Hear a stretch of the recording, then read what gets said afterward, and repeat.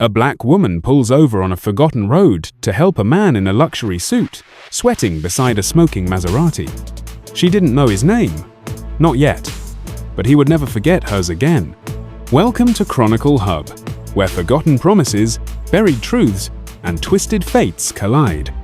This is the story of Maya and Thomas, and the sapphire ring that changed everything.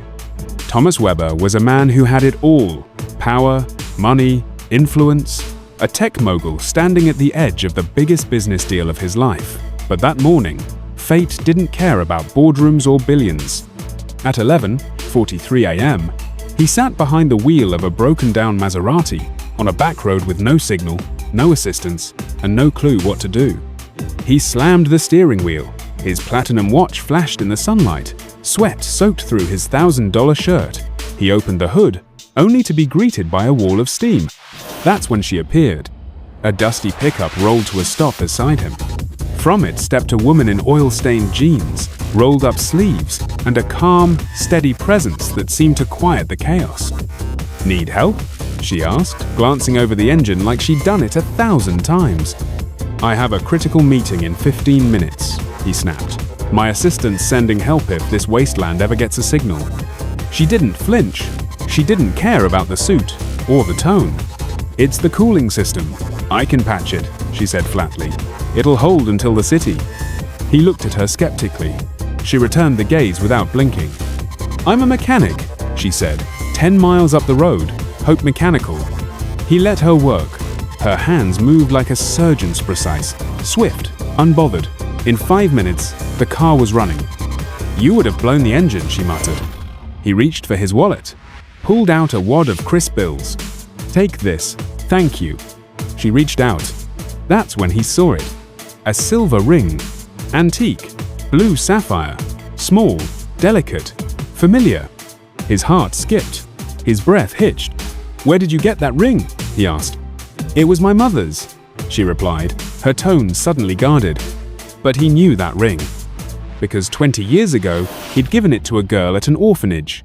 A promise. A gift passed down from his late mother. A promise he never kept. She turned away. If it breaks again, shop's 10 miles out. First left after the Aurora sign. She drove off. He stood there, dazed. He didn't even know her name. But she knew his. Later that day, in a cramped workshop filled with engines and memory, Maya wiped her hands and told her uncle the truth. "It was him," she whispered. "Thomas Weber? The boy who promised he'd come back." He hadn't recognized her. Not really. Just the ring. But Maya remembered everything, and she had kept the truth hidden until now. In a box under her bed were documents her mother left behind. Legal files, maps, contracts, all marked with the Weber logo. And one damning truth. Thomas's father had stolen her family's land. By force, by lies, by faking her mother's death. That same land was now the site of the new Weber complex, a billion-dollar facility breaking ground in just a few days. Meanwhile, Thomas couldn't shake the image of the woman with the ring. He dug into company archives, into locked files, hidden folders. A name surfaced: Project Aurora. Inside was everything. Forged death certificates, property claims, threats, and something far worse, the truth about Maya's mother, Amelia, and the day she vanished. Thomas returned to Maya. This time, not in a suit. He came with a carved wooden brooch, a bird with wings open wide. "You gave me this," he said softly, "at the orphanage, before they took me." "You promised to come back," Maya said. "I tried, but my father, he made sure I never did." "What do you want from me now?" she asked. "Answers," he said, "and maybe a second chance to fix what was broken."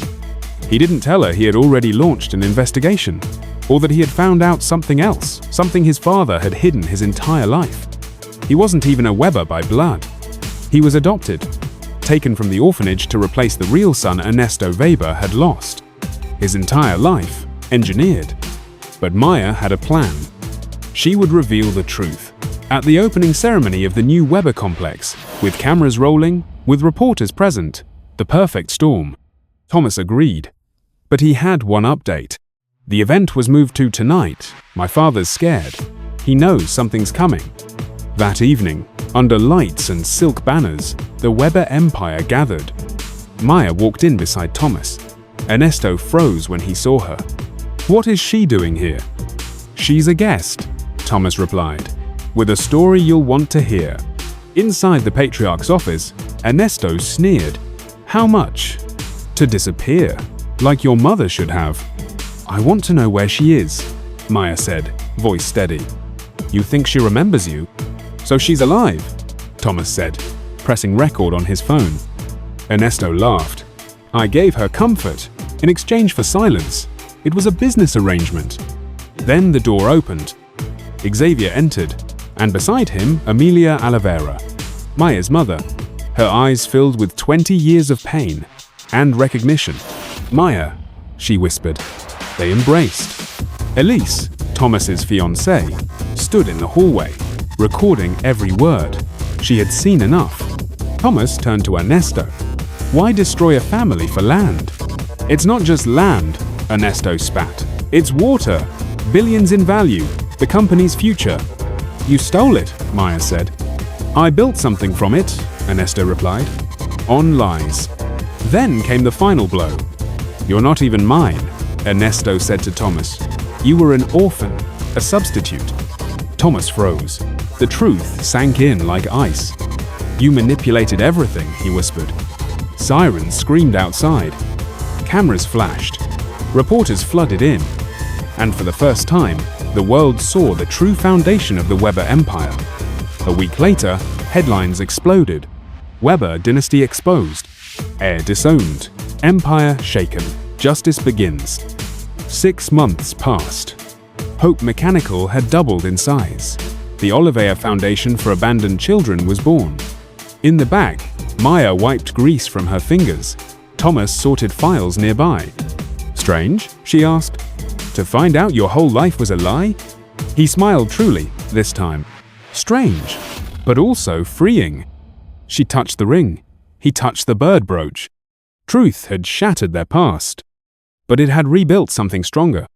This is what happens when the forgotten fight back, when buried truths rise, when power loses to memory and greed is crushed by resolve. Thank you for watching Chronicle Hub, where the past always comes calling. If this story moved you, share it, subscribe, and join us for more true tales that expose the shadows behind power and the light that breaks through. Chronicle Hub. Real stories, raw truth.